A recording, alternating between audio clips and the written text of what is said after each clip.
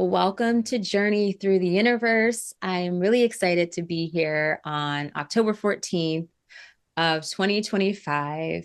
We are sharing an archive chat. This episode is focused on mastering lucidity, and I'm really excited to share it with you tonight. Hi, Alexis. Hello. Yeah, this was an interesting chat. It took place on April 24th, 2024. And we essentially do a deep dive on how you can make lucid dreams last longer. It was a great episode, and I'm really excited to share it. Yeah. What was really interesting about this episode when, back in the past when we recorded this, it was essentially like 2 weeks post the major eclipse we had here on like in the northeast of the United States. That eclipse was the Aries solar eclipse. It was on April 8th of 2024. It was incredible. Alexis and I both got to witness it, not together, unfortunately, but we did witness it that day, and then we were still kind of in that afterglow of the eclipse. And actually, when we did our live chat back around this time, the actual chat was the day after a full moon in Scorpio. So there was a lot of intensity within the chat and within our dream space. And so I'm really excited to um, just for you all to kind of be in that energy. And the topic was just so very timely for the way the dream space was activated, because we also shared some interesting dreams. And yeah, so I'm really excited to share this with you. And of course, we would love to hear your thoughts and your comments around this topic. And if you have any tips on how you can make your lucid dreams last longer. Before the episode begins, I just want to check in with you, Alexis. How are you doing today? I'm doing okay. I am exhausted. Speaking of intense energy, I feel like with the full moon past and just moving into this new area of, the moon waning and everything. And I think Pluto went direct today or yesterday. I can't remember which one it was, which does feel like a relief off my shoulders a little bit. Um, I'm exhausted. It's intense. And yeah, I'm okay overall, but just worn. And, I'm excited because the reason that we're putting up this archive chat is because my art show is tomorrow. And that's going to be taking a look at my life represented through having one foot in the waking space and one foot in the dreaming space, like a visual interpretation of my inner landscape. So I'm excited for that. How are you? I'm so excited for you. That's gonna be. I wish I could be there. I wish if we lived closer, I No. would have such a busier life, like a social life, because there's only a few people that can get me out of the house. My two Yes. friends here, they're also homebodies, so nobody actually does anything. So, I'm doing well today, actually. I've had a rough couple weeks, and as of the past couple days, it's been pretty good. And so I'm going to not feel bad about that. I'm going to not overthink it. And yeah, you're right. Pluto is now direct. And it's at that point where it is energetically standing still. And today, there were a couple people that reached out to me about their dream space and have been they had nightmares.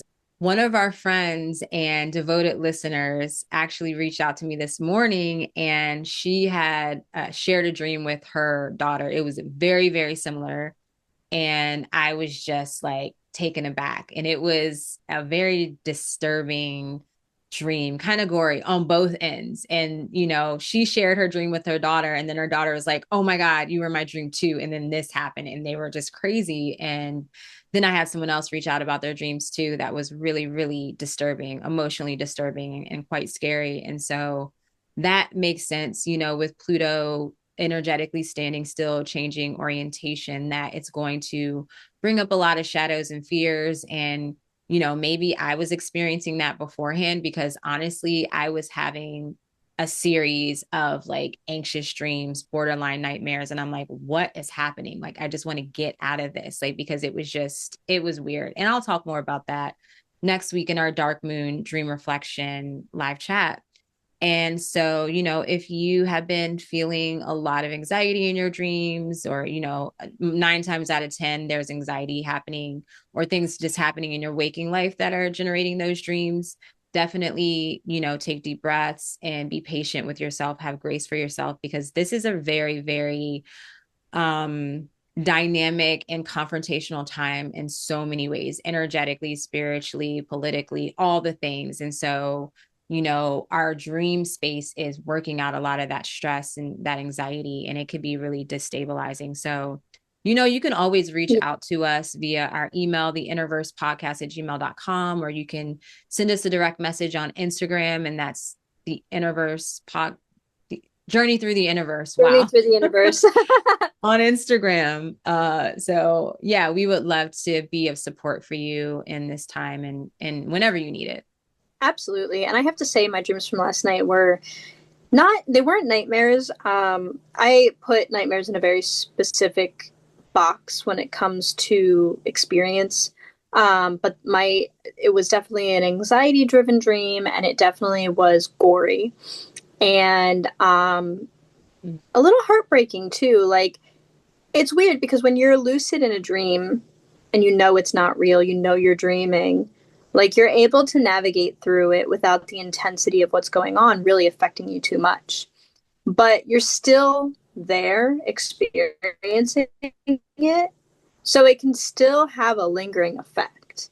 And like I'm not going to go too much into it because I'll save it for next week, but one of the aspects of my dream was I like had to there was something was happening. I had to kill one of my friends, and I went through the process of like essentially like cutting her jugular, so it was very quick. And then it kind of repeated one more time. Like it was a twice repeat of that same experience where we got into where she needed to be killed. I had to take her out, and I did it as like quickly and humanely as I possibly could think of. And even though it wasn't real, and I knew within the dream space like that it wasn't real, and I wasn't like scared, that just the waking up with the thought of having to do that, like being in the position to have to do that to one of your closest people, it's heartbreaking. So you know we are absolutely here for you guys as support, and to help with guidance and interpretation. So never hesitate to reach out and talk to us about your dream space, because it can be a lot. It can be very triggering. It can be very traumatizing. And a lot of people, especially those who aren't, you know, really diving deep into the dream work, they don't really understand, or maybe just don't know how to move through it, and might feel shame or, fear around sharing it with people they know. So our inboxes are always an open door, and and that's for any dream. But right now it's particularly intense. Yeah, it really has been intense. And honestly, I feel that maybe my protective shield, because now I'm thinking about the goriness of it. I'm like, wow, is this like kind of almost a theme?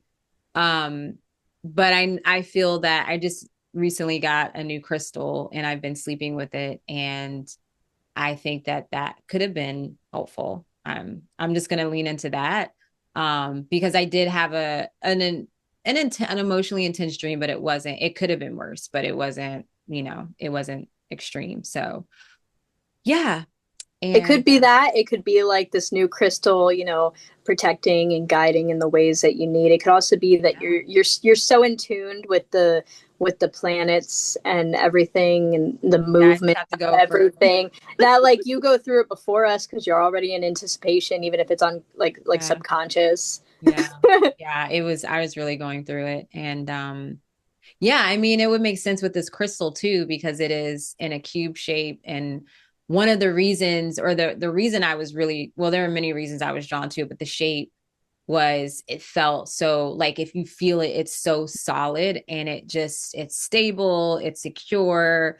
it's very like when I think about cubes, I think about the connection to earth and just like it represents the earth energy, the earth element, and the stability and the structure and just strength, right? And that's a big part of that crystal is that it helps to transmute fear into strength. And I was having a lot of fearful dreams as well as a lot of fear in waking life. And so it wasn't really a surprise that pretty much like the day before I got the crystal or that morning, it was the first morning that I had like regular dreams. And then since then, which has been a couple days, like 3 days, I think now, since I've gotten the crystal, I have had pretty chill dreams. And I'm still in my luteal phase, so they should be turned up. But so I'm like, thank you, Crystal. But yeah, so yeah, reach out to us if you really would like that support. It's not a bother at all. So we like to support you in this way. And, kind of speaking on the aspect of the crystal too, there are a variety of different stones that can help with your dream space, with protection, with calming, grounding. And, I believe that's something that we've talked about on the podcast. I believe that we've discussed ritual and what we include in ritual, which I believe we touch on different stones and stuff. So look into that because previous chat that might be an archive chat. I don't know if we've actually done that on the podcast. I feel like we Like did not one a recently. dedicated episode, but there was No, one not that to we did that. specific. Yeah, We should do a dedicated specific yeah. episode to stones and I'm gonna crystals. write it So down. Yes, I was just thinking that when you said it, so I was like, yeah, I we should definitely do that. I take that back, guys. We eventually will be doing one. So keep your ears, keep an eye out on us, and when we do post that episode, you'll have more information. Yeah, you'll have all the insight, all the scoop on that. So, in regards to announcements, let's talk about Dramigos. Urania and I have been working with a developing app called Dramigos. You can get this app on the Google Play Store or the Apple App Store. It is a fantastic app for dream recording. There's a variety of different ways to record your dreams, and you can choose to either keep it private to yourself or you can add your dreams to the Dreamline, which is a community space where you have the opportunity to get guidance and interpretation from dream experts like Urania and I. I believe there's 7 dream experts who are on the app, so there's a lot of different perspectives you can get, and it's wonderful to get a deep dive into your dream space from other points of view. It just opens your eyes up more to messages that are coming through that you might not see right away. But another aspect of Dramigos that is wonderful is if you download and sign up today, you can be a part of our monthly Dream Circle. And you can find the link to download the app or just check out our website via the description of this video. So, with all of that said, please enjoy the episode and let us know what you think. Tonight, Alexis and I are going to discuss the ways in which you can essentially master lucidity, which means how do you make your lucid dream last longer. So if you're here, we would love to hear your thoughts in the chat, say hi, if you desire. And if you are watching the replay, always feel free to leave your thoughts and perspectives and questions in the comments below. I will definitely, connect and respond with you there as well, even, after we've done the live chat. So let me pull up my notes. So last night or yesterday, in preparation for our discussion, I was listening to an audiobook called The Field Guide of Lucid Dreaming. Alexis has this book and she recommended that I check it out. Yeah, so there it is. A Field Guide to Lucid Dreaming. It's actually really good. It's And very, very good. I've heard one of the authors was on an episode on Gaia. I can't remember the name of Jared the Zeizel, was actor. that it? Yeah, he Jared was Zeizel. on there was it Beyond Belief? No, I'm not quite sure. But he was on there. If you just search lucid dreams, it'll pop up. And he was going in a little bit of just brief description about this book, and it's really good. It definitely gives you some good techniques and practices to enhance your lucid dream practice, or begin one if you haven't already. And so this is a really good resource to just get a deeper understanding of what ways, what techniques we can master our lucid dream space and experiences with that. And so the main points, or the main idea, or the best practice for this was to really kind of hone in your focus, essentially, like focus on focus. I don't know why I was about to say that, but focus is something that you want to really pay attention to or keep in mind. And he mentioned having one foot when you are in lucid in a dream. The way to hold that lucidity is to have one foot in the dream and then one foot out, like to be in the world but not of the world, to be in the dream but not of the dream. So don't allow it to completely consume you. And so I thought that was really, that made sense. That was on point. Yeah, absolutely. You don't want to be consumed by the dream. That's a very quick route to going from the driver to the passenger. Yeah. And so they mentioned that you want to, when you do find yourself lucid, you want to anchor yourself in the dream, so to speak. And the way in which you anchor yourself in the dream is, really to master the ability to focus. And so there were four techniques, four ways they suggested. And these are not the only way, like the only things you can do. I'm sure there are so many ways, but these are the ones that they mention in the book. And so I wanted to share that with everyone. And of course, we'll share these quick points, and then we will share our dreams and, like we always do, interpret them for one another. And we really encourage you all watching to share your dreams. You can do that at connect@uraniauniverse.com. I also have a forum on my website and there is a dream bank there. So you can share your dreams. You can share anything about astral journeys, astral travel, sleep paralysis, anything like that. You can drop them there. And if you do drop them there, I will, if your dream is really something that relates to a topic, I will probably reach out to you to ask if we can share your dream, and we can do it anonymously too.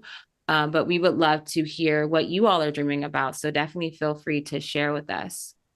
So the first stabilization technique is a simple one that I'm sure all of us would, consider when we're approaching this specific practice and topic, is to stay calm and take the dream space slowly. And that staying calm essentially is keeping your emotions in check, which is something that doesn't happen easily especially the first few times you're lucid in a dream.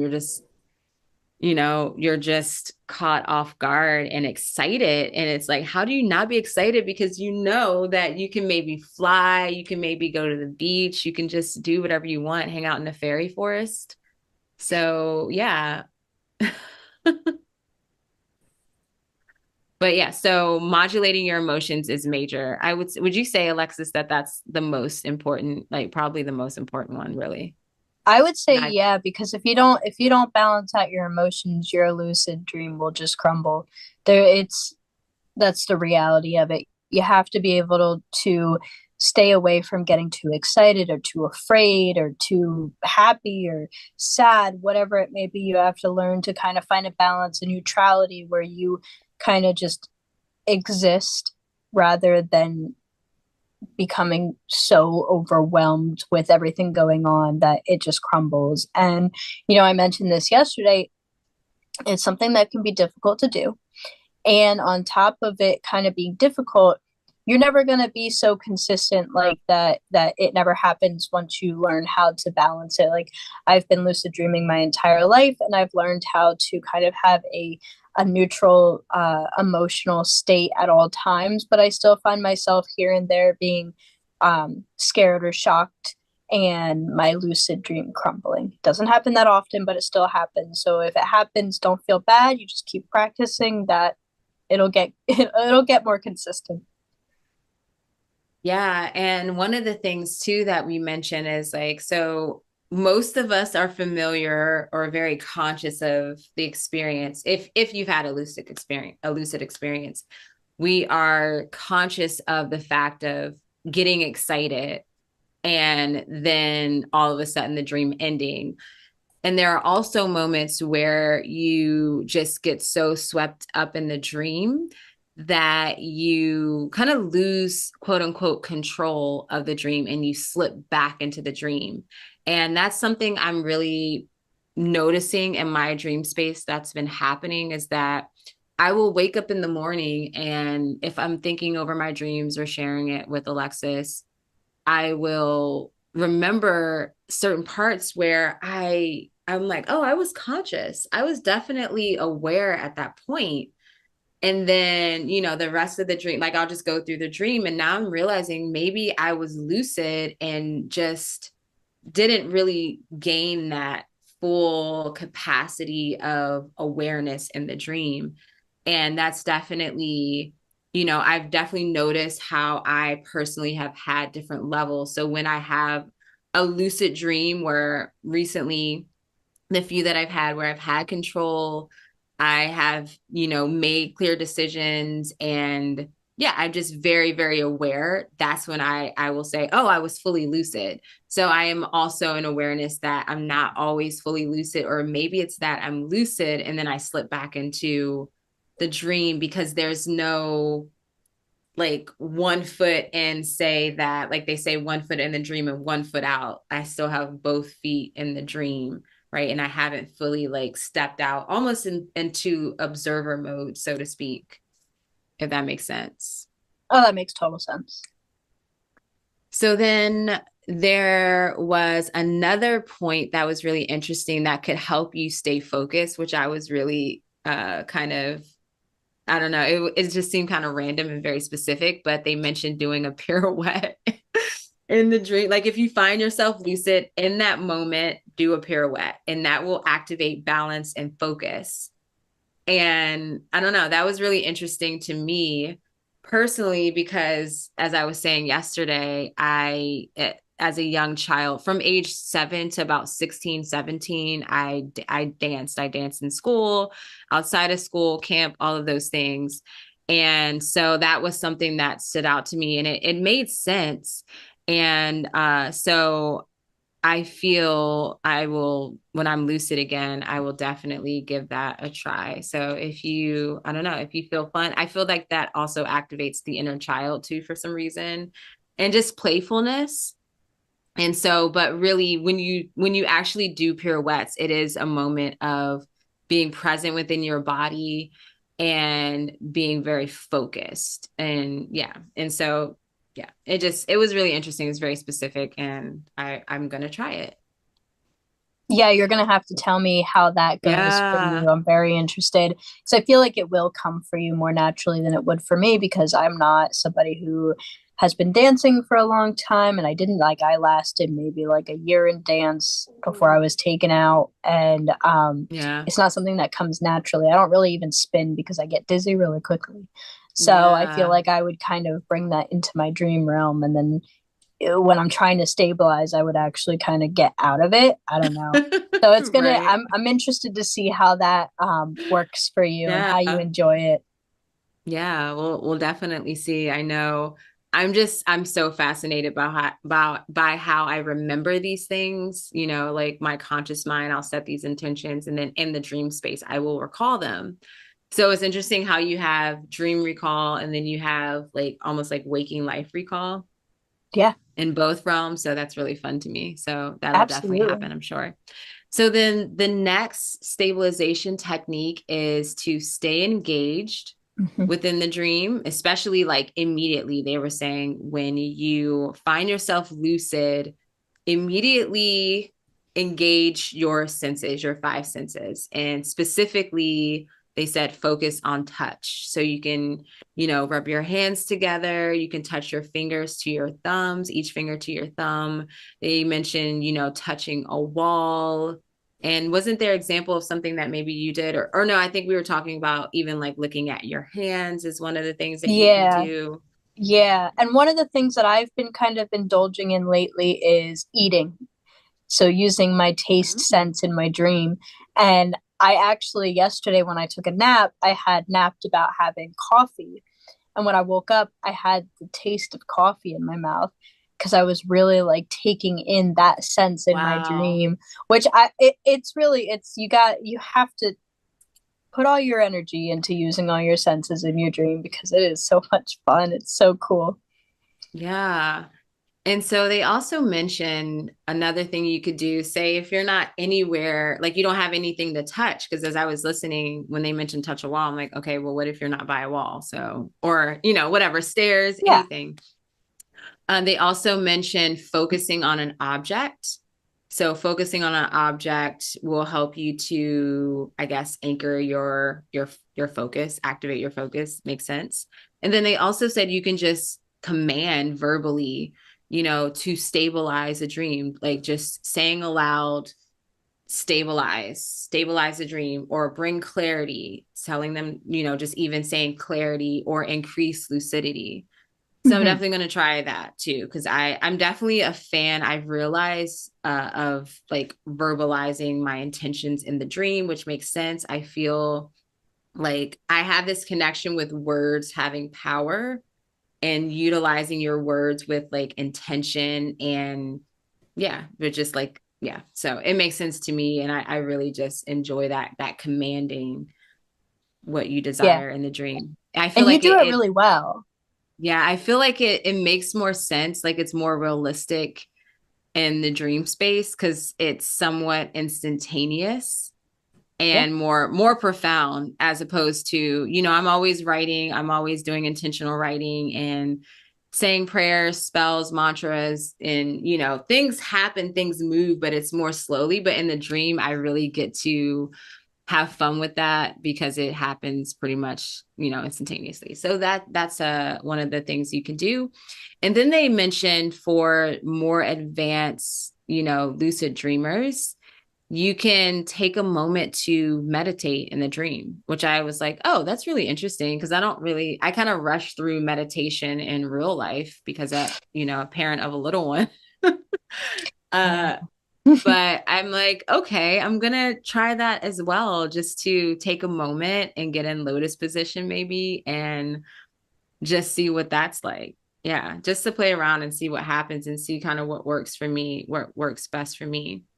But we did Yeah. mention in the live yesterday, we kind of shared what we just do naturally at Mm-hmm. this point in time. And for myself, I've noticed that I tend to take just a deep breath and like I feel like I have to make a decision in that moment of do I want to pleasure seek, which yes, of course, or do I want to go forward with the dream, which is what I've been doing lately if I want to follow the direction and the guidance of the dream. And then you always have those moments, I feel, throughout lucidity where you have to kind of take a deep breath or just have a moment of pause and make a Yeah. decision, which I'm like, that's really interesting to me. So Yeah. what I about def you? What do you naturally do when you are in that space of lucidity? So naturally I like as soon as I come to my consciousness in my dream, I definitely hold space for myself to calm down, take deep breaths, observe what's around me, see like just kind of be there. I know one of the things I do is I engage with dream people. I find that that is a way for me to stay grounded in my dreams. And that's something that's fun for me because you kind of like, you don't, I don't want to say you build a relationship, but it's kind of like one step below that where like you kind of get to feel the energy that the different dream people bring with them. I definitely have Mm-hmm. meditated in Yeah. my dreams before. Like one, I think I talked about this yesterday, but a couple weeks ago, I had a dream where I was in a bus where half of like the top half was basically gone, so it was more, it had the feeling of riding in like a hayride where everything was kind of open. And I closed my eyes and I just took some deep breaths and I let the sun shine on me so I could feel the warmth of the sun and I could smell the fresh cut grass and just exist. Like at that point, I even kind of, because there was people with me, I even kind of blocked out the noise of them talking and honed in on the wind, the sounds of the wind. So those are definitely, I really like to engage my senses. So I really try to observe what's around me. I try to pay attention to the environment, the weather, the smell, the tastes, the just everything. And I find that it kind of changes as I go.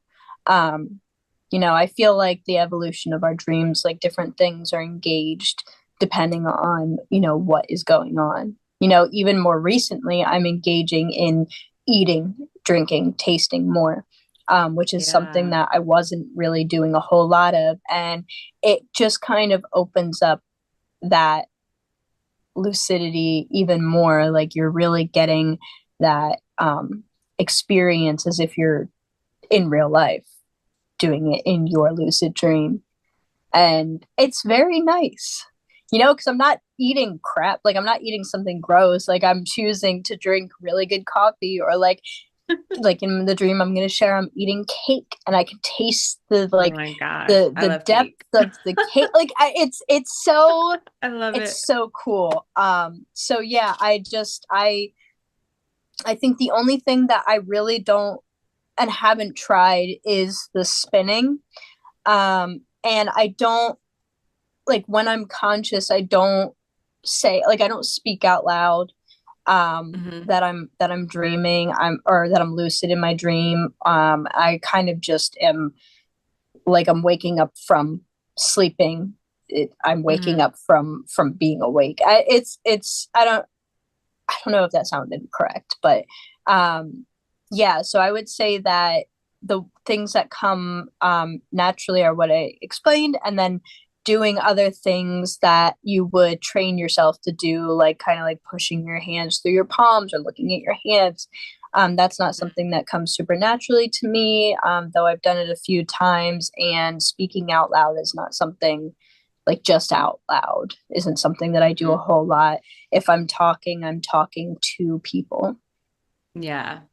And that's what I was saying last night is that one of the things that I've noticed that kind of triggers my awareness in the dream, like that I'm lucid, is when I do talk to someone. Or I think it's not even necessarily talking to them, but someone's in the dream. Like I recognize someone that maybe is not supposed to be there. Like I Mm-hmm. mentioned in the dream last week, my ex, where I kept seeing him and I knew, like, because that was one of the people that I really wanted to talk to when I was lucid, that seeing them, that kind of triggered that. And I was like, oh, yep, there we go. Yep. And in the dream that I'm going to share tonight, there was someone who was just a random person that I didn't know, because most of the people in my dreams are people that I know. And Mm-hmm. so I saw this woman, and I was pretty much a third, like a quarter, like three quarters of the way through the dream. And I was like, wait a minute, who is this person? And Yeah. that really triggered the lucidity. And I'm like, oh, okay, I'm seeing something here. So I'm seeing a pattern, and that really, that makes a lot of sense of talking or engaging with people can be a way to hold lucidity. And yeah, so that makes a lot of sense. So, any other points that you want to share? Anything you want to add to what I just shared? No. Otherwise, we can get into the dreams. Yeah, I'm good to get right into the dreams. Yeah. So I would love for you to go first, because I'm still I'm looking at my dream literally, and I'm like, do I want to share this? I know what you mean. Yeah, It's I can it's go it's first. such a good example, but there are some parts where I'm like, my Scorpio rising is, yeah, my Capricorn is like, Yes. yeah. I know Okay, so exactly you what you go. mean. You go Yeah, first. absolutely. So my dream, I ended up remembering three dreams last night. And I did acknowledge that there was a nice balanced intertwine of pleasure seeking as well as following my dream. Which I don't like, I don't pleasure seek too frequently, but it seemed to be a more pleasure seeking experience in some aspects, which were Mhm. very nice. um, so I'll go ahead and start. The first dream that I had, it was just a really sweet, cute dream. Like I was at my parents' house for some kind of family gathering, or family and friend gathering, and it was like later in the day, closer to sunset. So it was a little chilly out, but still warm, kind of like a late spring summer day. And I had been hanging out with some people in the back. Some were dream people, some were people I knew. And my mom had kind of led me into the basement where my grandfather had baked this cake. It was a vanilla cake with buttercream frosting. And he wanted me to try it, and I did. And then he was just like smile. He was so happy, like he was so excited to make this cake. And after I tried it, and I told him that it was delicious. He was like, I thought this would be a good recipe for you to use for your wedding cake. And I was like, I love that. It's a great idea. I would absolutely be like willing to do that. I think this is a great idea, especially because the cake was so good. Um, so I walked out, like I gave him a hug. I walked out, him and my mom were talking, and I went upstairs to the deck and I kind of like sat down. And at this point, the sun was starting to go down a little more, but not too much. And I have my eyes closed. I'm sitting back in my chair, just kind of like taking in the breeze. And I hear my neighbor's door open, their back door. And I look over, and my neighbor is carrying over something. And she comes up to the deck, and she takes off the lid of the container, and it's a cake. And she said, I made this cake for you. It is a vanilla lavender cake with a cream cheese icing. Good. And I Ah, was like, this is the like I love this. Like I don't really indulge like this in my dreams too often. So I tried her cake, and it was phenomenal. And I was just like, thank you so much. Like this is so sweet. And then she was like, I think it would I think this, if you like this recipe, you should use it for your wedding cake. So it's kind of like that parallel there.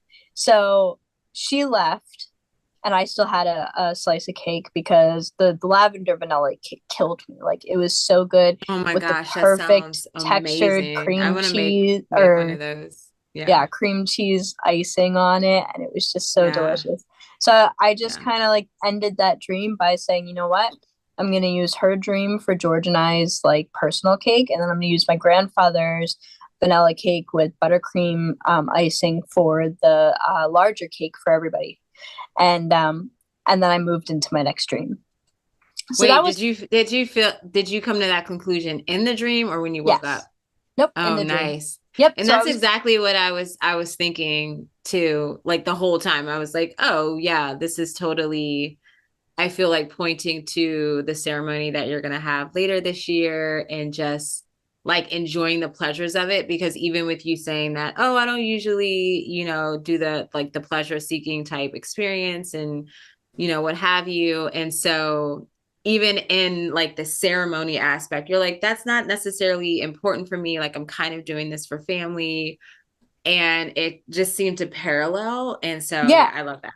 it That's felt like what just stood out to me. like a bubblegum pop dream, like just a Yeah, really that's really sweet, sweet. everybody's happy. Like I don't have those types of like pleasurable dreams where it's just like Yeah. good vibes to the max. So the next dream, I kind of end that dream and go right into the next one. And I'm sitting on the beach with my sister and my husband, And we're just kind of like playing in the sand, like we're making sand mounds as the ocean water is coming to the like coming up to the beach and like hitting our feet, and we're just kind of like playing with the sand. I felt like it was kind of like an inner child type of energy. Mhm. And I was moving around the sand, and I moved it to the side, and there were these rat-sized translucent ocean ants. Like they were like this big. Their exoskeleton was jelly, more like jelly, and it was see-through. And I was like, Like oh, like jellyfish, but they were ants. yes, Maybe exactly. like huge And like they ants. were kind of crawling around, and I was just like, no. So I just switched out of that dream. I was like, I don't know. No, I'm not into the bugs. I don't want to deal with this. Like this is kind of gross. I'm just gonna go to the next dream. Um, because like the last thing I want when I'm at the beach is to have some like creepy ass crawly come out of the sand, and Yeah, I know. it just This is crazy because I literally just had a conversation earlier today with Mary about we were talking about the beach and I was talking about how my brother got stung by a jellyfish and we were talking about just being in the ocean and how you can feel like certain things like sea urchin like you don't know what you're going to feel, and that's why I brought up the jellyfish and that being a whole thing. And so this is pretty wild that you're yeah, so anyways. yeah, it was I was so grossed out. I was like, it was kind of like that thing where I was enjoying myself, and then as soon as that like these big like and it wasn't just one, it was like they started just kind of coming out of the sand. It was like they were like little aliens. And I was like, nah, I'm not doing this, and just went right to my next dream. So this next dream is the longest of the three, and the most interesting in my opinion. Like it was like the first one was like bubblegum pop happy, the second one was like ew, and then the third one was like intense and just a lot. So excuse me. The dream starts off with my sister and I traveling to a building filled with restaurants and bars and stores. And it's on, so like if you're looking up the river, it is on the right side. Where the left side is like the other half of the city. There's like a park, like a some kind of like skate park or something on the other side. Mhm. And we park all the way at the end of this building. It's like towards dusk. Um, and we get out of the car, and I'm kind of looking around across the river. I'm staring at the kids and the people over there kind of hanging out, playing, skating. I'm looking at the sky, and it's kind of like it's not quite sunset, but it's getting there. The sun's lowering, and it's a little bit on the chilly side again. Like there seems to be that consistency of it being Mhm. a spring summer evening. Well, not cold, but it's a little chilly. Um, the shopping center has like two floors, and it's an uncountable amount of businesses, whether that be restaurants, bars, or shopping stores. And oh, and the when I was looking at the clouds by the sun, it had already gotten to that point where like the clouds were turning orange and pink. So it wasn't quite sunset, but it was getting there. So we go up the stairs to look at the storefronts, and right off the bat, we know that it's about closing time. It's probably like 6, 7 o'clock at night. And in my head, I'm kind of like, why did we come out this late? Um, but we persist nonetheless. We go up to this one store where they have like the tables out front. That's kind of the way it was set up. It was kind of like the store fronts were more open than just a closed in store. And we're looking at the little trinkets on this table, and I see these two little candles, and they're busts from like here to here of a woman. And then right here where the forehead would be is where the candle wick would be. And I see a white one and a purple one. And I decide that these are the perfect little like things for me and my sister to share together. So like, I even in my dream, I was like, "Don't worry, you're gonna get the white one. I know what your style is. Like, I'll get the purple one, whatever. And she kind of tries to argue with me, like, you don't have to buy these. And I'm like, why? You like them. I like them. It's cute. They're not expensive. Like, let me just buy them for us. It was like $4.99. And so she gives in, whatever. So we're continuously walking down. And as we're walking down all the way to the other end, because that's where the checkout center is, we pass this. So it's an actor. He's one of my favorite actors, Michael Sheen. And in my dream, he is my professor. So I Nice. walk past him and I'm like, oh my God, that's my professor. And like all of my memories of being in class with him pour into my head, which Right. You've never had a like class with him, right? I've Yeah. never met this guy. So yeah, immediately the memories start flooding into my brain. And as we passed, I explained to Kate who he was, and then we moved on. Like it was like whatever. So now we're at this checkout line waiting for the two women in front of us to get finished at the checkout line. They're like two probably 60-year-old women, and they're waiting on prices on the items that they wanted. So the problem was it was near closing time. There wasn't a lot of staff available, so it was just taking for fucking ever. Um, so finally, the woman's like, you know what? Why don't you just go in front of us? You guys are ready. Like this is gonna take forever. And we walk up, and it's funny because the checkout center kind of reminds me of when Bonton had their like wrapping paper section. So it's Mhm. just like this little square in the wall where like things would be hung so you can easily grab them to get it wrapped up and done with. But the woman behind the counter, she had like hair about this length and it was like gray blonde. And she was wearing a blue cardigan and she was just not in a good mood. Like you could feel the energy pouring off of her. And I was like, I questioned it, but then I was like, yeah, it's probably just she's just ready to go home. Like it's the end of the day. She's waiting for these people to get their shit together and whatever. So we check out and we leave. So we're walking down this like shopping center area.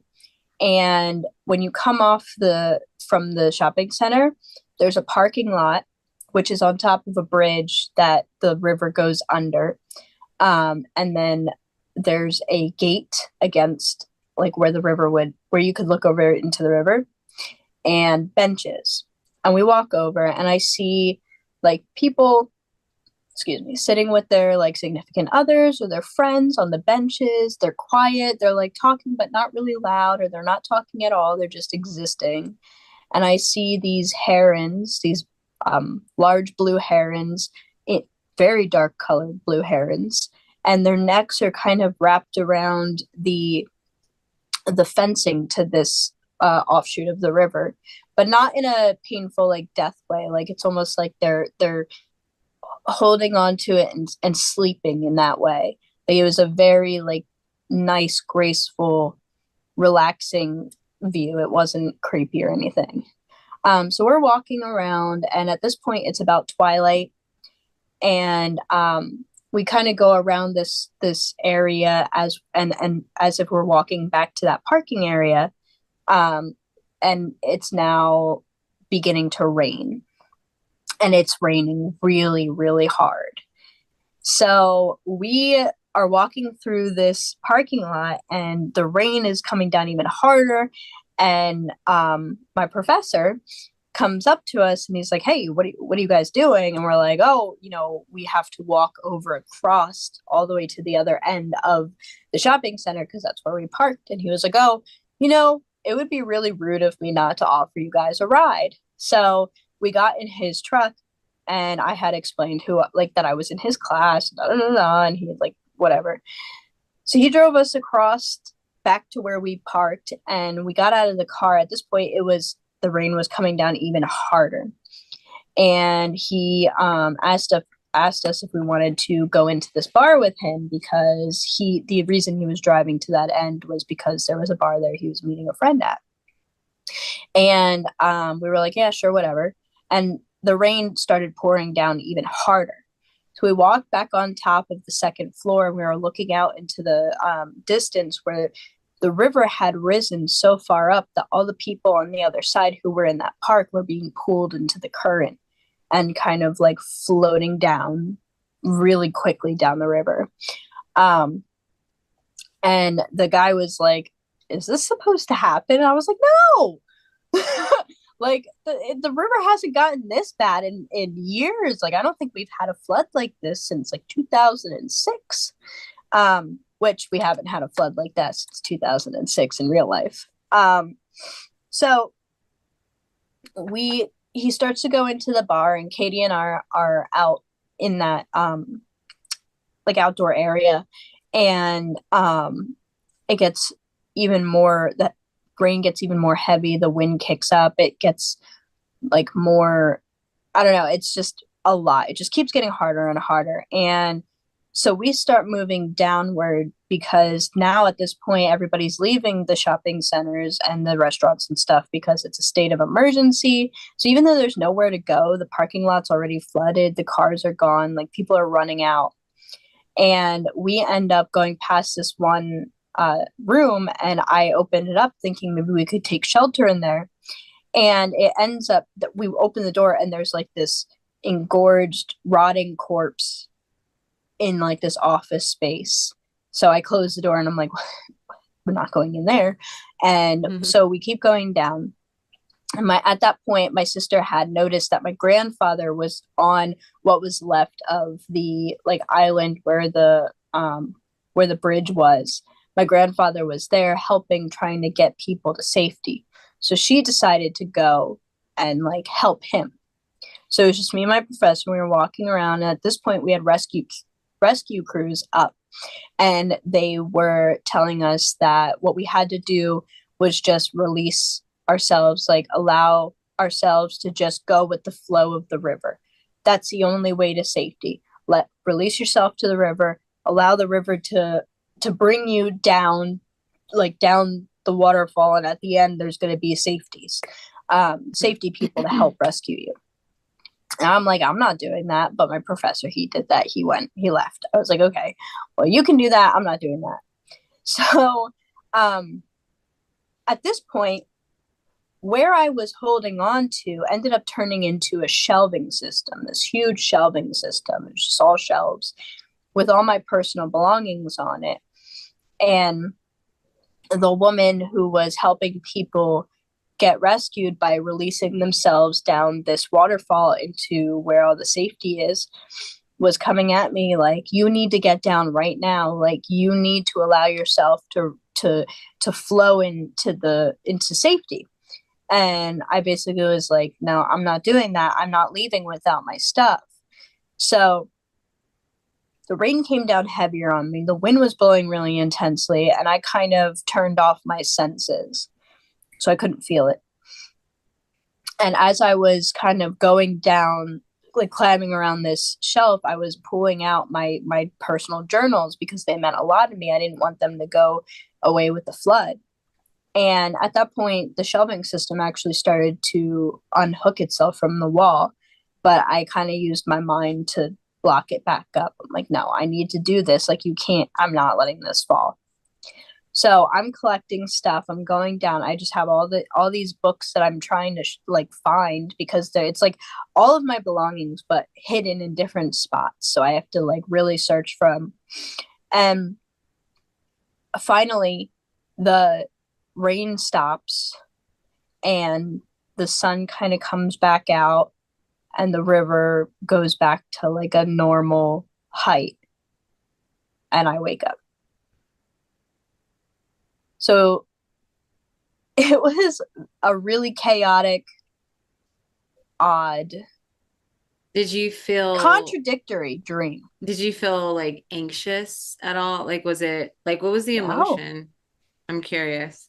I was neutral, and if anything, just kind of like inconvenienced. Yeah. And like I allowed myself to, once the rain and the wind got too annoying, I was like, all right, I'm done with this. And turned off my senses so I couldn't feel it on me. And when things started to kind of come apart, I fixed it because I was like, I'm trying to do something. But it was just Yeah. really odd that all of the events that occurred, I wasn't anxious at all. It was definitely just, I think, just more so inconvenient than anything. Yeah, I feel like what I really do connect to with dream interpretation and symbolism, specifically with water, like the textbook comparison or relation to emotions, and always like being like succumb, or I guess what is the right word? Like submerged in the water, or just like there's so much water coming at you in a sense where I feel there is like, in the sense, just intuitively what I get is that like maybe there's something, like there's like an emotional release that's coming up, like it could symbolize like the waters rising within you in some way. And yeah, just like because what really stood out to me was when you mentioned that, I don't know, you said something about the mind. It was either something about the mind or trying to like get it in order. I don't remember the exact words that you use, but it made me think of, in the midst of all that, like rationalizing the emotions, like rationalizing what was coming up so it wouldn't like be as heavy. So it's like you're trying to do like damage control, like you're trying to like, not Yeah, contain it, but you get what I'm saying. Like, yeah, let's not make it as bad as it could be, right? yeah, So yeah, you kind of balance it out with like, if we're thinking about in that textbook symbolism interpretation of emotions rising, it could be like, let's kind of balance that out with the rationale, the reason, the logic of what's really going on here. And I think that really the way the dream ended, where it was, it stopped raining and like everything, like the skies cleared, and it was kind of just showcasing that, everything will be okay, and that cycles happen. There is like a flow of energy, and this is all a part of nature, is kind of what, I got from that, essentially, as like a read yeah. on that. It kind of felt like I was being antagonized and it just gave up. You know what I mean? Like Yeah, it was yeah, antagonizing me. It was trying to scare me. It was trying to make me feel like I had no other yeah, choice but to go with whatever was happening. And I like, the more I resisted it, instead of like it continuing, it just kind of stopped. Like, well, obviously it's not working. So I guess we're just gonna leave her alone type of deal. Or I just like, yeah, it is that thing where I'm constantly, organizing my thoughts around this emotional buildup, that because I do have a very difficult time like crying and feeling like emotional. So releasing it. Yeah. And I yeah. will, I could, attest to that personally, where, just with my astrology as or the Scorpio, not so much. Well, maybe the Scorpio, but my Aquarius sun, my Capricorn moon, and just I have so much Capricorn where like vulnerability is not an option. And I used to, it wasn't that I hated crying, it was more so I would just like hold it in. And Mhm. I'm just like, it's not the right time. Like when you mentioned inconvenience, that resonated. It's like, oh no, like this is an inconvenient. I don't have time for that. And then it got to a point where I'm like, okay, well, I will cry in the shower. Like, I don't want anyone to see me cry. I want to be in private. And now at this point, I'm just like, I'll cry when I need to cry. Like, it's because I view it as like an emotional release, like as an energetic Mhm. release. And like, again, the cycles and things, just the energy flowing. And, but yeah, that's totally like, it resonated for me in that way, as far as like the rising of emotions and like the flow of energy, And and also it not making balancing that. sense. Yeah, and that balancing it out with, just rational understanding as well, where it's not like, oh, it's not going to hit this heavy. Like it's not that serious, you know? Yeah, and I've had a very weird relationship with my emotions where like when I was much, much younger, I never had the ability to release those emotions and it would build up and then I Mhm. any little thing would set me off because it was all these emotions that weren't being released and then all these little things being like the last stick to like crumble the building. Whereas now it's like I need to be purposeful. You know, I will put on a sad movie and that's how I get Mhm. myself to cry. Like I have to see other people going through it to relate and Yeah. allow myself to cry. And so it's just an interesting. And with my, I have an air sun, air moon, so it's very logical, very in the air. And even though my rising is a water sign, I feel like the air kind of Scorpio, outweighs the yes. water. Scorpio is a really interesting water sign because when I think about Cancer, Cancer is just like all the emotions, like it is ruled by the moon. It's like it's flowing through all of it. And with Pisces, Pisces is like a big like source of just water and emotions, and it's just hard to even like put it into words. Like it just feels all the Like things. an And with Scorpio, uncontrollable ocean of emotion is what I get from Pisces. yeah, literally, yeah. And it's like with Scorpio, Scorpio is it's the scorpion. I mean, it has like It's the its body is stagnant armor. It water. has It's the armor, right? And well. it has armor too, right? Like Yes. so, and yeah. So I totally understand. I understand all of that.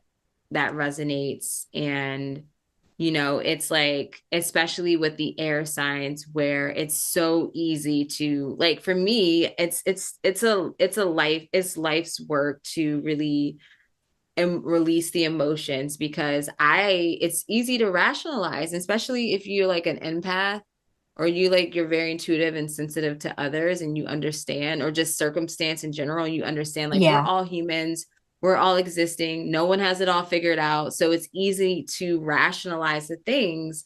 But I feel as a child, and this is coming from a parent, as it to a little one, where it's like you have such big feelings. And I know, just as me being a child, my mother would literally give me time limits on how long I could be in an emotion. And it was always, of course, like the sad, like heavy emotion. She's like, you can have your pity party for like this X amount of time and then you need to be over it. And it's like, that's Or I'll not the give you way it something to cry works. about, Right. not I'll validating literally how give you you something to feel. cry about. And it's like, I've never been, held by anyone really to have like, just like, well, no, I would say friends, but like the pouring out where you're just like feeling the energy, the heaviness and the release. And so that was one of the things being a mom where I was like, that is what I'm like, I want my daughter to have that. So when she's having really uncomfortable fucking rage emotions, like crying, like everything coming up, and like she's like biting herself, and like I just hold her, or if she doesn't want to be touched, I'm just there with her, Yeah, you're like just a just to be body to present, make sure she because you knows can, that yeah, you she's can not release alone. it. You're not alone. You're safe. Like this is normal. Like it's gonna pass, but like feel it. Like I really try to do my best to not like because it's uncomfortable because I don't really know how to be with fire. I don't know how to be with rage and even Hmm. learning how to cry. And so it's like I really, like let her have that. I'm like, I don't want to suppress that. Yeah, So which is anyway, going to help her yeah. through her life because she's going to have a different understanding of what it means Yeah. to release emotions than we did. You know, it's that. And I think that's something that might be important to take from this dream too is that maybe it's Yeah. just time that I allow, like you said, maybe it's just time that I allow myself to feel what has been. You know, Yeah. I had a really rough time last week that one day and it came out full blown, but that was like it was like the worst of the worst feelings. Like I feel Hmm. like maybe I just need to let it out just for myself. Just to Yeah. be and just to exist. But it's just so funny like my irritability and my inconvenience around everything going on. Like, yeah, you're not going to fall off the wall, shelving system. Get back up there. I'm not going to get down and go down this. It doesn't even make Right. sense that we would It go could into be the river your, to be yeah. rescued. It Like, could be your none of, inner child or like your unconscious being like, okay, it's time to get back up on your shit. Like, let's do this. Like it yes. could be my mom coming in like, okay, you're good. Let's get back to work. Let's get up and do the things that we need to do. So it can go so Yeah, many ways, right? And like you'll know absolutely. at the end of the day, it's all about, trusting your intuition. And like I remember before that epic moment that you're talking about where you did have the big release, I remember it was probably 2 weeks before that where you're like, I really feel like I need to, I need to cry, I need to get something out, I need to release. And then that came up. And then I was like, oh wow, well, like everything kind of came up. That was like the tipping Yeah. point, and it just like it boiled over. Yeah. And Because so I, yeah, I and think so yeah. literally my only my only astrological thing in Cancer is my Lilith, Oh, okay. Dark Moon Lilith. And honestly, I don't know that much about it yet, but Yeah. Yeah. for not have any kind of connection to that release, that easy emotion, that easy flow. Yeah, Yeah. it's a lot. But I just thought that dream was so interesting. I thought it was so funny. I Yeah. liked that there was a balance of pleasure seeking and going with the dreams and doing my own thing, but still being in like what messages were coming through. Like, it was an interesting one.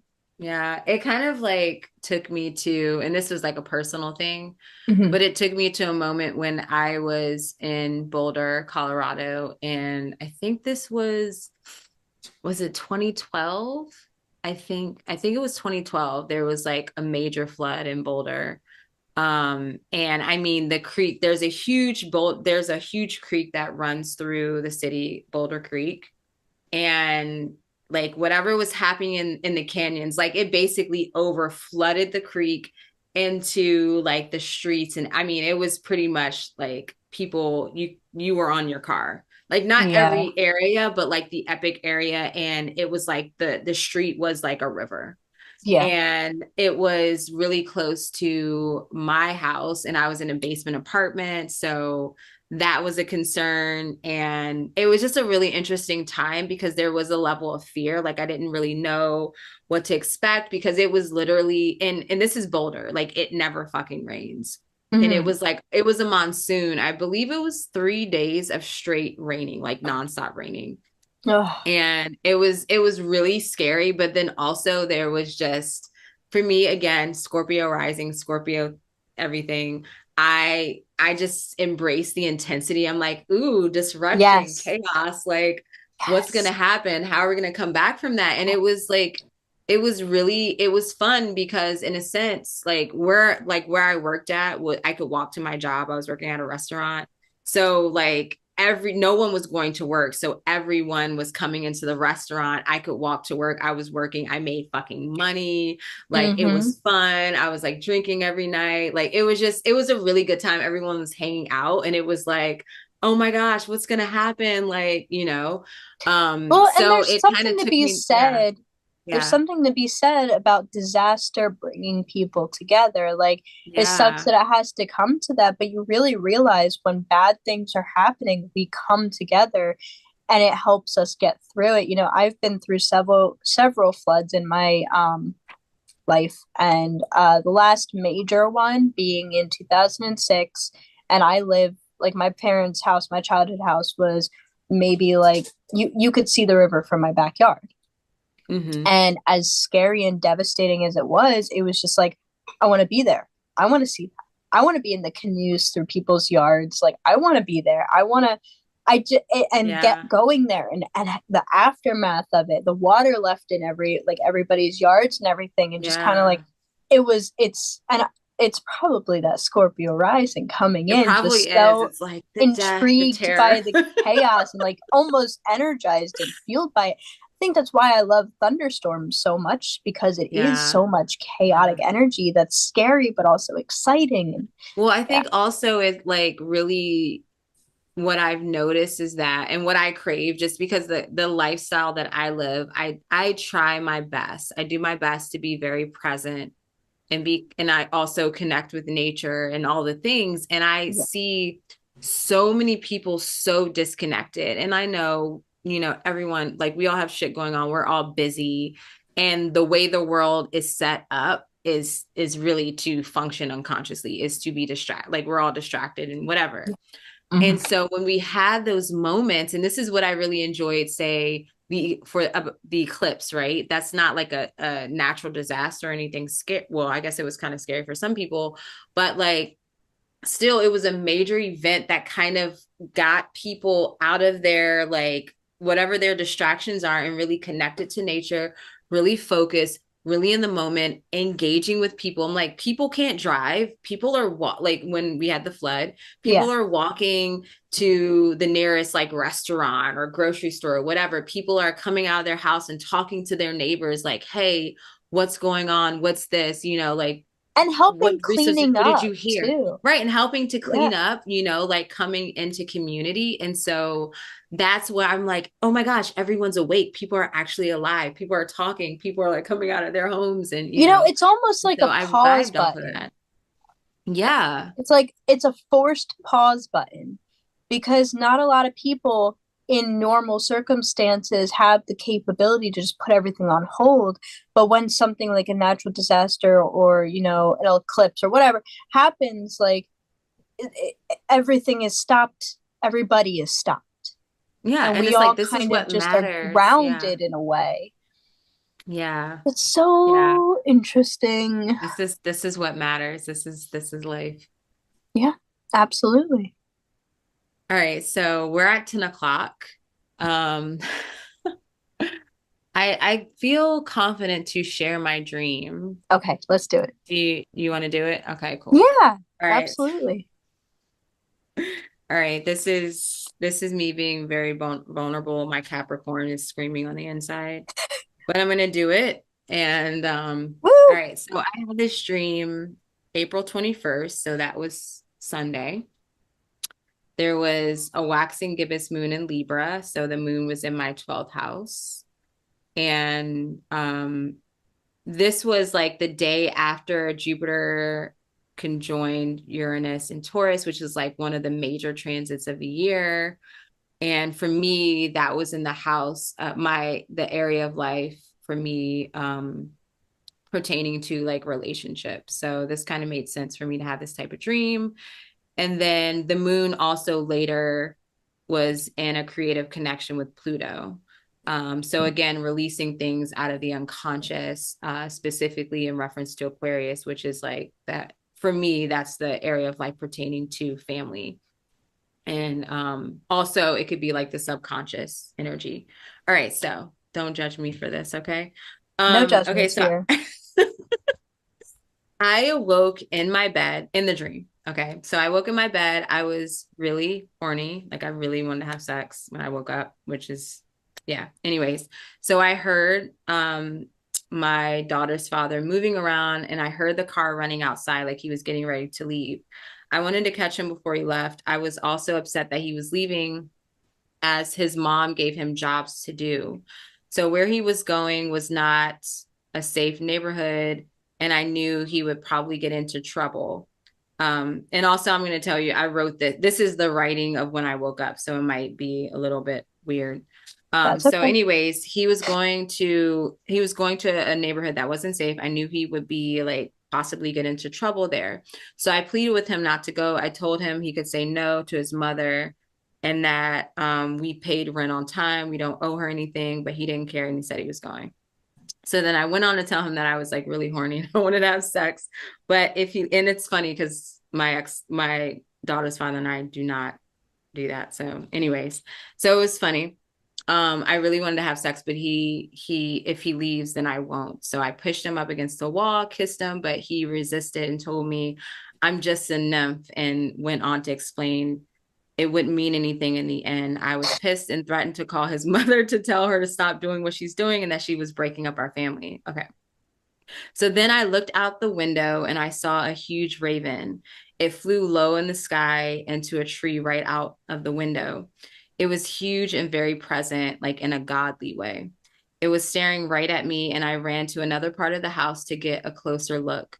This part of the house was huge, and a part of the roof was open, like by design. That's how it was supposed to be. It was kind of giving me Harry Potter vibes, like, any of the movies, like if it was like a house in Harry Potter, like, yeah, with it exposed and stuff. So the raven was looking right at me. And at this moment, I heard my daughter making sounds as if she was distressed. I went to find her, and she was kind of spooked by the raven. She began to acclimate to it after I explained to her what it was. And then Malachi came into the room as he heard my daughter, and I called him to look at the raven. We were all awestruck as it stared deeply into our eyes. So then we had another child, a boy. We don't have a son. We only have the one child. And he was in the bedroom. So I went to get him so he could see the raven. And also, if I ever had a son, this is a thing, like I would name my son Raven. And I I totally love have this that. whole story. Like he would be like the Scorpio that I've always wanted, the Scorpio child, like very goth, dark, like Raven, even though who's to say that would happen. But anyway, so it's like a fantasy child.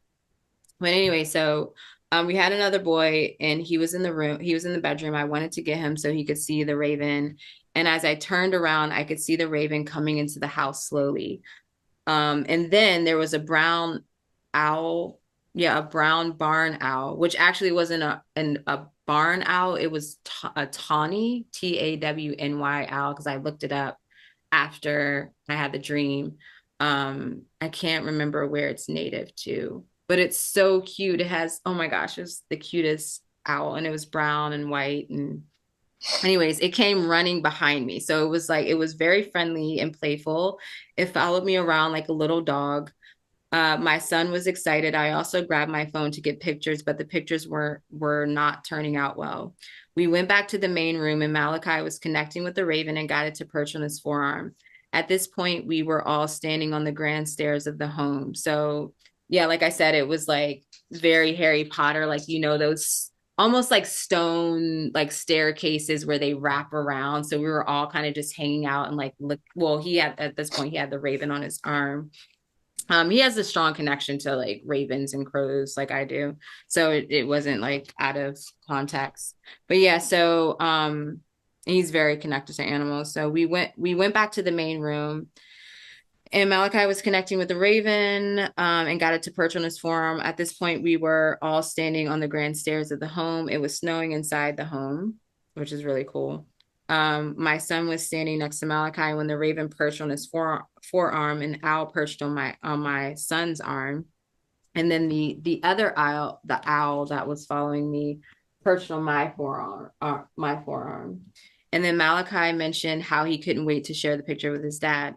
I don't remember what happened, but something caused the raven to fly away. As it flew away, it was an owl. So the raven shapeshift to an owl. So at this point, there were three owls. It was a brown, black, and white stripe, mostly black though. It flew back to the tree outside, to where it was originally. And so then there was a woman there that I hadn't seen before. I didn't pay her any attention really. She had two children in a snow globe that she was holding. She tried to help us get the raven to come back as the owls were still there. So the two owls were there. And by the time, I guess at this point, the owl turned back into a raven, and it was outside on the tree. She helped to make it snow. So that was one of the things we were thinking, like, oh, if we make it snow inside, maybe the raven will come back inside. So she helped to make it snow. I thought that was very clever, but the raven didn't come back. And then at this point, we were at the hearth staring at the fire, and my frustration from earlier came back as far as like my sexual frustration, which this is probably like a real.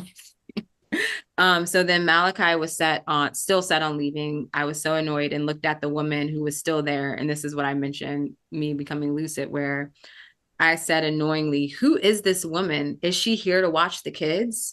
And then he responded, "She's my sister. She passed away. I think she had agreed to watch the kids though." Or I think she agreed to watch them after that part. I can remember. And then my attitude softened in bed. I hugged her, realizing she was a ghost. And at that moment, I became fully lucid and decided to go along with the dream. But we were just standing there, nothing was happening. So I got annoyed and told Malachi that I would just summon someone to have sex. This is like me, my typical dream stuff, where I'm like, okay, I'm lucid. I don't have time for this. Like, it's taking too long. I'm going to summon someone here to, yeah. And I began walking towards my bedroom and summon this person. And I was rather excited about this and could feel the person coming. But then I also felt that my lucidity was slipping, or rather, the dream was slipping. And this person didn't come. I felt the dream was trying to move to another scene, but I was so focused on summoning someone that I woke up. And then I was also under the impression that this person was never going to come. Like, basically, I was under the impression that this person was like the dream wasn't going to give me the satisfaction of what I wanted. So, No, that was, yeah. It was a very interesting dream because it almost to me felt like a couple different things. One, your inner desires, not just the sexual aspect of it, but the things that you want in life. And it's kind of like, could be partially a alternative timeline or a look into, I don't want to say like into the future because it was so like whimsical and magical. But yeah. symbolically, like a look into the future of what could happen. Especially, I Yeah. find it very interesting that like you're trying to manifest someone else, but it's not working, and it's not happening, and it's not going to happen. Like I know this is like a very vulnerable topic, Savage. and Yes. I'm just Yes. trying to like go with like the interpretation of what I got from it. No, Um, that, yeah, that resonates. That landed where it need to. Um, just yeah, in the no. sense of like, you clearly have what you want in your head lined up for you. Hmm. And it's almost like your dream is reflecting what you want and different ways of how to achieve it. It's that is such an interesting dream, especially like, You can be real with me. I got Capricorn and Scorpio, so I'm not gonna be. I'll be sad, but I'm not gonna be like, fuck you, Alexis. I'm never talking to you. No, but I definitely. It's so interesting on so many layers and levels, because what I've noticed, like in my lucid dreams now, where I'm like, okay, I'm gonna go along with the dream. I'm not gonna pleasure seek, and it's like I get impatient. And this is me in waking life. It's so many things where it's like things are coming to fruition. You set your intention. Now, like, give it space for like things to start to change direction and yeah, to align essentially. And in the like literally in the lucid dreams, I do what I do in waking life, where I'm like, okay, well, this is taking too long. So I'm just going to go for this thing. I'm going to do this. I'm going to be very action oriented. And this is when the Capricorn kicks in. And it's like and I mentioned this to you, I didn't actually, this is like your first time really hearing the dream, but I mentioned different parts where I'm like, okay, I just need to be patient with things. Or maybe it's like I try to like, I'm bored here. So I don't want to stick around. I'm like, okay, this is boring. We're just staring at the fire. Like, where's the dream going? Like nothing's happening. So I guess I'm gonna have to just like do something. and I think it's Right. really interesting because I think there's a lot you can get out of exploring your boredom, exploring, well, why am I bored? Why am I bored with this? Yeah. Why don't I have the patience? How can I develop the patience to achieve what I really want?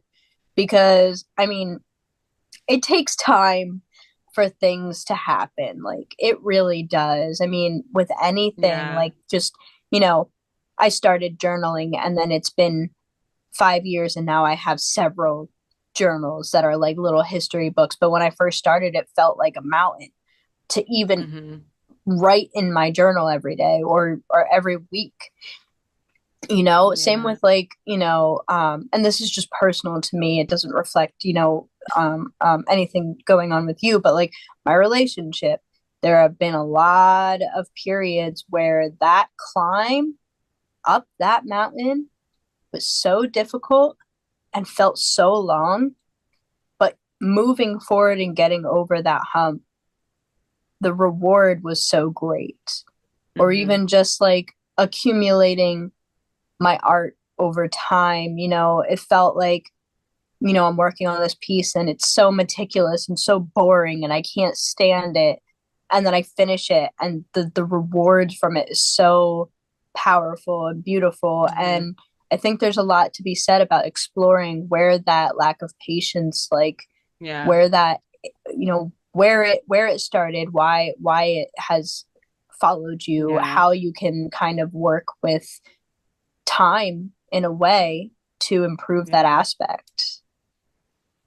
Yeah, I think that's like what this dream work is really teaching me too is it's like you have your like intentions, your desires, and there's something that's there that's so much greater and so much something that you will enjoy so much better, right? Because I think I shared this, yeah, in the last live stream that we had where I mentioned the dream of where I was like trying to talk to my ex, Yeah. and like that wasn't happening. And so I surrendered to the direction of the dream.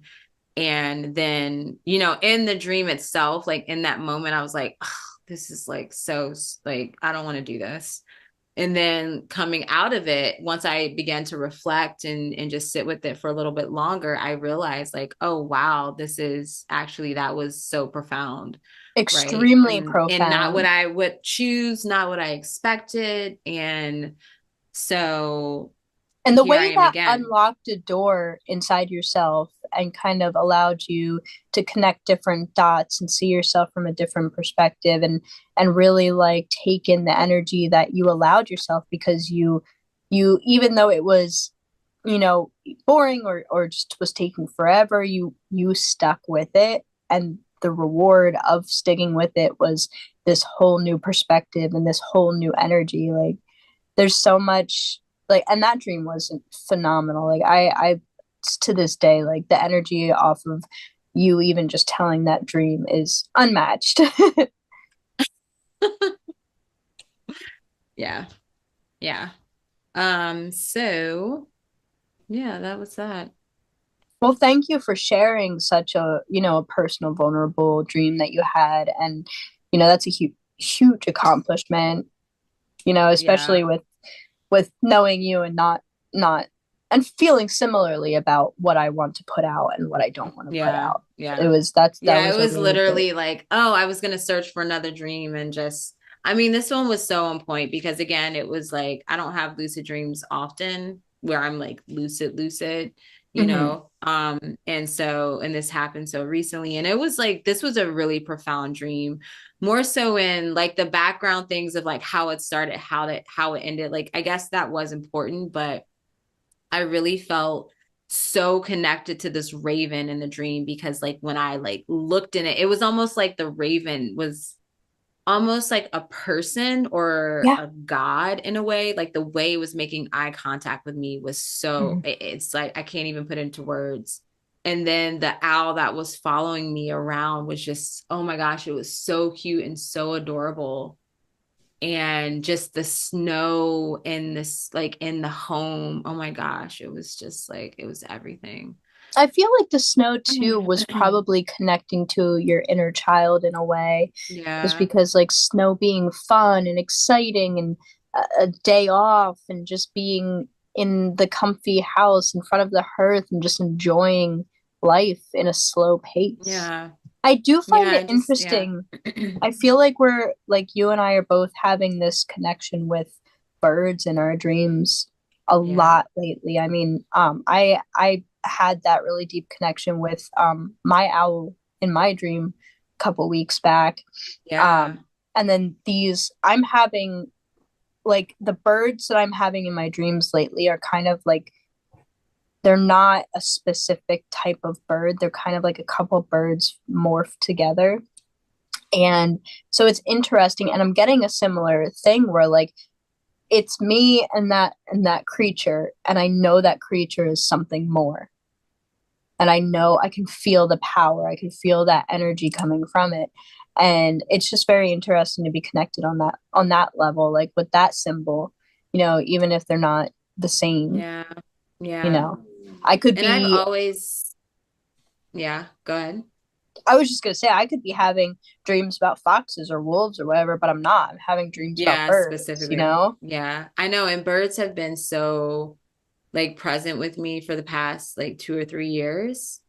And yeah, ravens is there's always been a connection. Like I said, like if I ever had a son, that I'm like, that's my son's name is Raven. And I just really it's something about like just they're just so intelligent and I don't know. I could go on about ravens. Um Jay says that the raven was part of the message. There's a reason you remember them. Guides often take forms to give you symbols to inspire you. Yeah, I feel that. Um, and then I also like what Jay said. He said, I get dreams where women do try to get me into bed, but I've realized there is a possibility of the beings that feed off that type of energy. That's true, but no one was trying to get me in bed. I was trying to get someone in bed. Like I was trying to summon someone. So it's like it's not them, it's me. It's a me thing. Um, which yeah, I mean, I it's like I know what unresolved things are here in the space. And but like I said, it was interesting because that part of the dream was is standing out to me right now because it's really uncomfortable to talk about publicly. And I feel what really stood out to me just in general about the dream was the raven and the owls and like Yeah. the snow. And I think a part of that is like missing Colorado and just the snow is different there. Like for me personally, it's just more Yeah. majestic. And then I feel that yeah, I don't know. It was also something about that woman was so interesting because Malachi doesn't have like a sister and say waking like that passed away or anything. Like he does have sisters, but um it was something about this woman where she was just like I don't know, there was something about her energy that was like mysterious. Well, And and that that was kind of really goes back interesting to into me. what I was saying, where you could be tapping into different timelines, Yeah. Yeah, I feel different that. different universes too, you know. Yeah. And one last thing I will add that I noticed that's kind of a realization for me is that I feel that ever since I had that dream where I wanted to talk to my ex and nothing happened, I feel that the people in my dreams that I know, I just feel that it's like almost like that's a mask, right? Like they're there as like some people have, dream figures, people that are just no one that they know. For me, it's usually always someone that I know. It's rare. Like when it's someone that I don't know, like in this dream, like they stood out to me. I'm like, wait, who are you? Who is this person?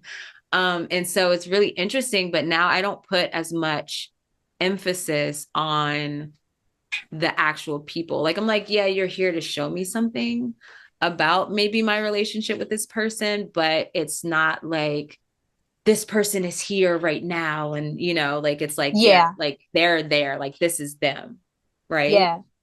So Yeah. that's something I've noticed that's hidden differently now. Yeah, that's a good observation and will help you with your personal interpretations of your dreams from here on out. Yeah. Awesome. So I'm gonna share these last two comments from Jace because I think this is really interesting. He says maybe you wanted the emotional energy from it. So that's in reference to me being like, oh, I was the one to summon that. So that could be true. Because you can get energized from it and it's a unique feeling. Yep. Well, so it could be a guide or even a dream walker. Oh, you're talking about the other people in the dream. Yeah. Oh, yeah. Talk about Scorpio, Pluto, full moon energy here. That's exactly what I was thinking. That was so Scorpio full moon. Not even funny. But, Yeah. maybe that was a preparation dream, Yeah. prepping you for the full moon. Yeah. Yeah, that was on Sunday. Yeah, and then after that was like I had epic days after that. Like it was just whew, really amazing things. I literally emancipated myself or finally had that come to culmination. Yeah, so much, which I love actually that. feels aligned to all of this. So Yeah, you I all get to feel that see alignment. firsthand. Yeah. The viewers get to see firsthand of, how this dream work works. It can be extremely vulnerable and difficult, Yeah. but Yeah. leaning into it and discussing it and acknowledging it and exploring deeper into it is only going to help you through whatever obstacles. We have so many inner obstacles from so many years of so much stuff building up Yeah. that it's going to come through in your dreams, and it's only there to help you, not hinder you. But Yeah. I I do, I feel thank that. you for being vulnerable, because that's, I get it. I Yeah. get it. And I'm laughing because that's like a defense. No, I I know you get that defense mechanism. 100% So it's like, understand yeah, you. it's a big but yeah, so that is life. All right. This was such a good one. I'm always happy to share. I actually feel really good sharing that. And I'm excited to see what dreams we have coming out of this chat tonight. Me as well. Yeah, so yeah, Jay says shadow work and dream work is powerful. The ability to have it Absolutely. visualized and have it in your face, yeah, is the best part. Yeah. And that's the thing. I Absolutely. think with that intensity, it just brings forth like the opportunity to be like you almost don't have a choice but to be present with it. And I think Exactly. that's why I enjoy the intensity and Scorpio and, all of that stuff. So it makes sense. Absolutely.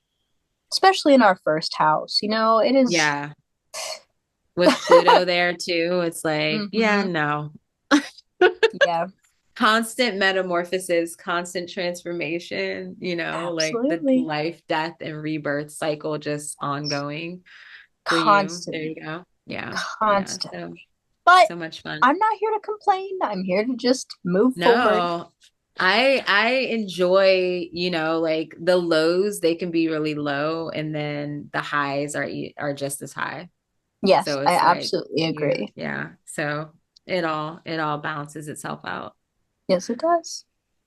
Wow, I can't believe we were on here for an hour and a half. This was such a good conversation. Oh, we have someone. Oh, Nicole.